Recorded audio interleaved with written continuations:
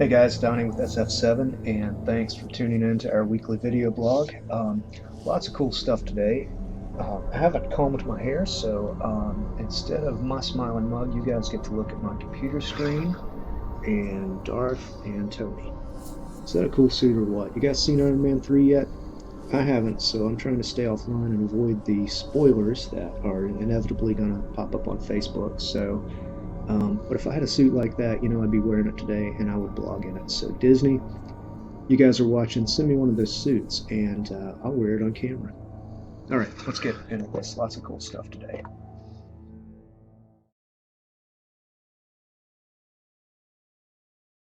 Okay, so the new website will be, launching sometime in the next, within the week. I've almost finished the conversion from WordPress to the Foundation framework, and we have a lot of info out here. There's a lot of new content, things you guys haven't seen yet, some stuff that's never been online, even going back, I don't know, about 10 or 12 years, man, back to the old Poser forum days, if any of you guys remember that. I know there's a few of you who were around back then, and probably have seen some of this stuff posted out there and at the old Runtime DNA site.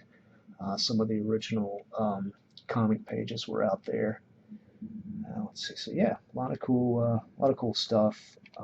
The main site, we're going to have the wiki online, as well as a couple other surprises. So look for that sometime in the next week.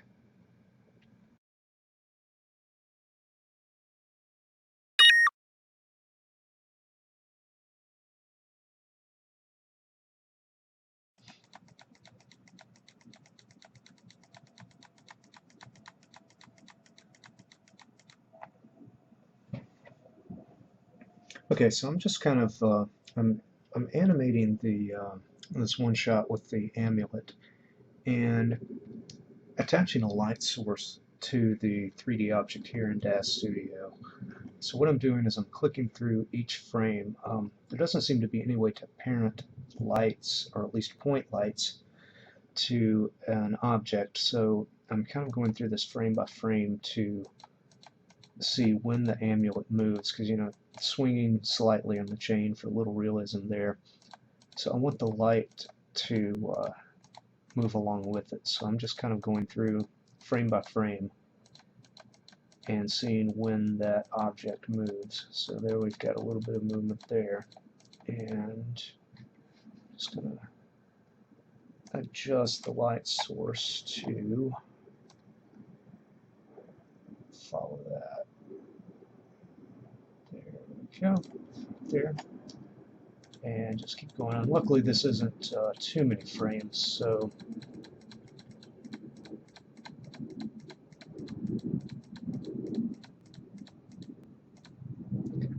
swings back there.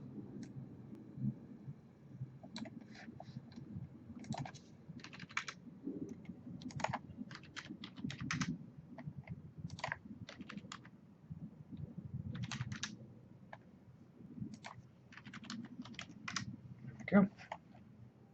Almost done. And then for the final frame.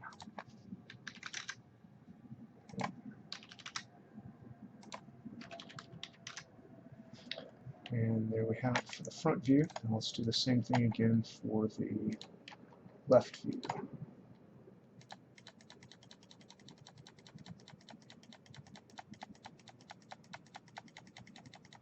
See, luckily something like this, it doesn't take a whole lot of time because it's only like a 5-second shot. Luckily I could go through this pretty quick. There's not a lot of complex movement in this particular shot, so that makes it a lot easier. Okay, there we go, starting to see a little movement. Let's see when it stops and starts to swing back. That's where we'll put our light source.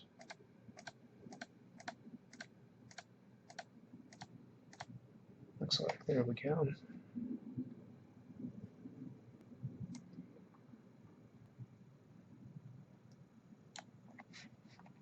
Now what this is going to accomplish on the final shot is you're going to see a subtle um, movement of the shadows and flickering against the character, as the light emulates from the amulet. Again, very subtle, but if you compare the two shots side by side, if there's no movement on the first one, then it does make a difference. Okay, there we go. And our light source should mostly track that. Looks like I missed a spot there. And a little bit of forward movement.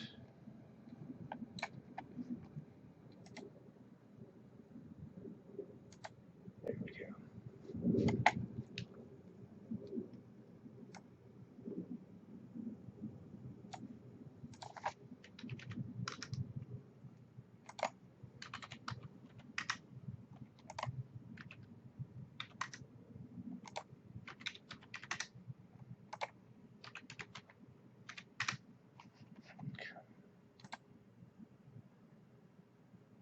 And that's fairly close.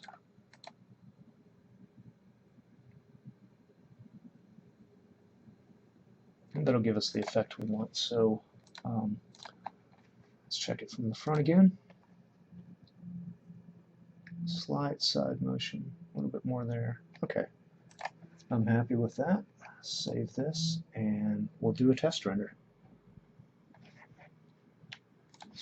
So one of the ways to save time when you're animating in DAZ Studio or Poser is to do preview renders of each shot. You can see how fast the render is going there by the frame. I mean, that's almost real time at 30 frames a second, but this lets you check the animation and movement of the shot in your scene before you do a full render, which can take hours or days. And there we go, less than 3 minutes that was done. We'll save the AVI and then test this in the sequence in Vegas Pro. Okay, switching over to Vegas, I'm going to test the shot. I've already brought in a previous version of the shot, so it shows up in our timeline. And let me just get that into place. And there we go. So move forward slightly, get a little bit of space there. And well, you guys are getting to see a few sneak peeks there. Did you catch that? All right, let's see how this looks. Okay, and since I'm doing a slightly different aspect ratio for this trailer, this is going to be in the website headers for this version. So 1000 by 300 pixels, a little bit unconventional, but it looks good as a header video on the website. So change our aspect ratio to match and check it out. Can't really see the movement too well. Video buffer is just not quite cutting it, so I'm going to do a quick render out to test this and watch it. Just rename that and give that a moment.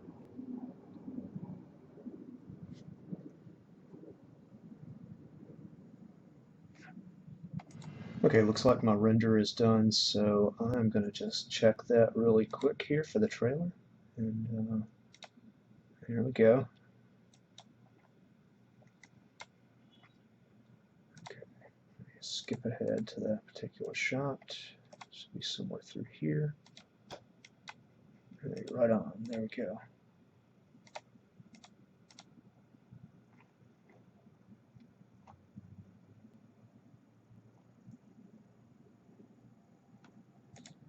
Something happened, we lost our camera movement, I think, so yeah, let me get back and figure out what happened there.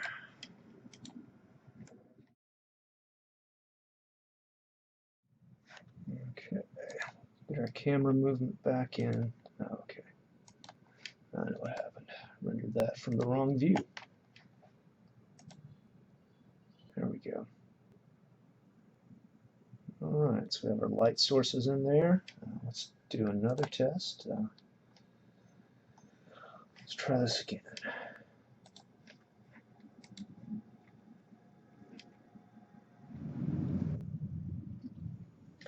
Okay, looks like our test render is done, so let's check this out and skip ahead a little bit. Check the motion here.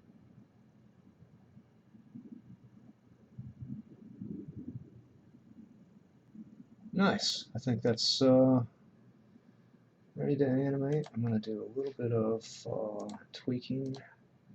I think that's ready to do the full render, so I'm going to just do a little bit of keyframing here since we're doing a different aspect ratio. I'll make that camera move a little bit faster. So this is kind of how we can fake a little bit of this.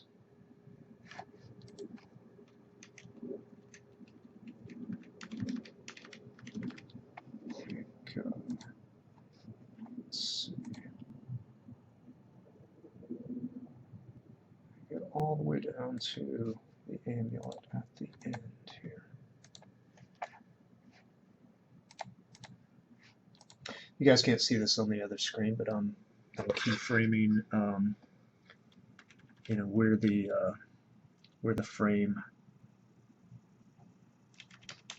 there we go, where the frame sits in a frame, whatever the terminology is there.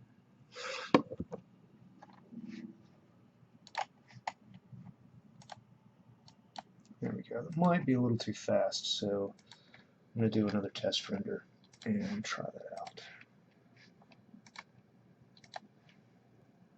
Only rendered my loop region this time.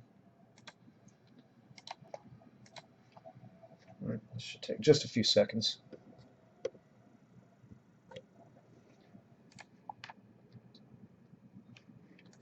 Okay, let's check this again.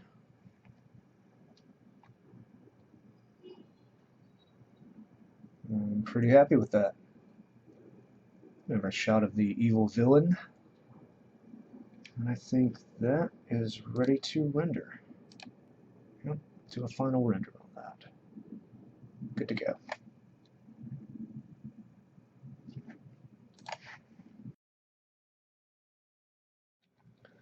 Okay, so here's the shot I was working on earlier, and you know, once we've got our final camera movements, everything's ready to go. One thing you'll notice is we don't have any kind of background in this shot, and there's a few ways you can approach this. You can use just a static image as a matte, like a matte painting, or just a just a background image, which I've done for many shots in this film. Or in this case, since this is the only shot in this particular location, we don't have to worry about building out a full set or anything like that. So we can kind of take a shortcut here, and I'm just going to grab a 3D wall from the stock library here. You guys can see that there, and I'm just going to bring that into the scene. And let's see here. What we're going to do is just position that right behind the character. Zoom out a little bit. And this, lets us get a, good looking background without a lot of expensive render time. Simple geometry. And let's see, so there we've got the background is completely completely covered. So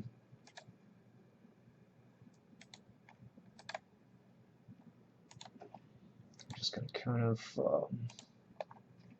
check this to make sure there's a particular design on the wall that I want to be able to see right through here, so we get a little bit of lighting. So I'm just going to add a spotlight here.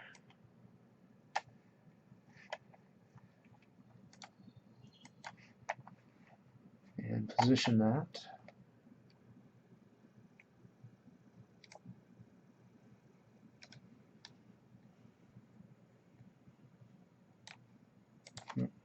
Let's switch to another view. Let's see what I'm doing. the spotlight up first of all. There we go.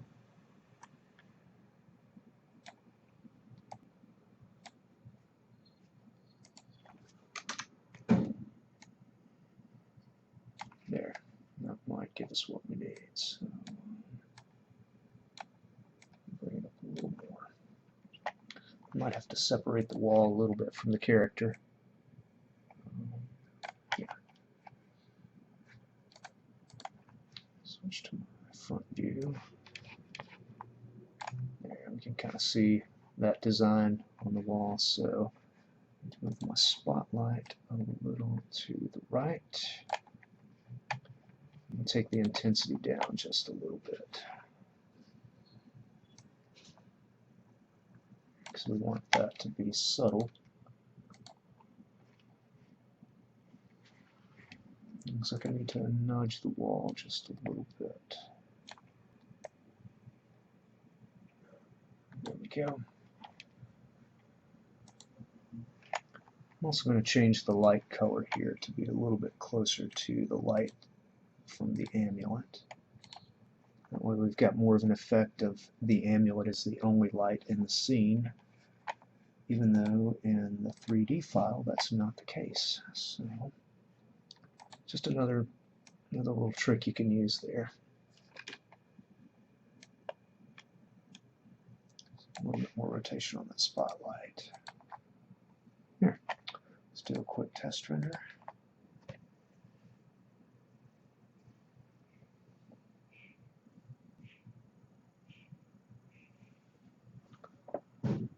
Yeah, so that gives us a nice background without expensive render times or really a lot of set build times. That was less than 5 minutes. We've got a background for the scene.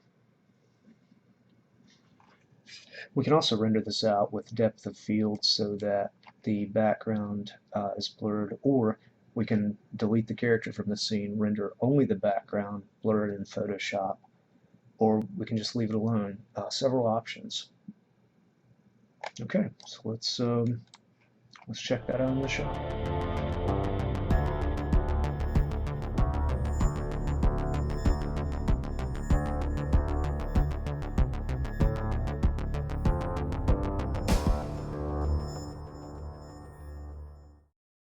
Okay, I hope you guys enjoyed that look at the next Chill of Distant Eyes trailer and some of the behind-the-scenes animation. As soon as the trailer's done, I will post that to our Star Force 7 YouTube channel at youtube.com/Star47. Make sure you go out and subscribe to that. It's also going to post to the Star47.com website when that launches sometime in the next week. So that's going to do it for this time. I hope you guys have a rockin' weekend.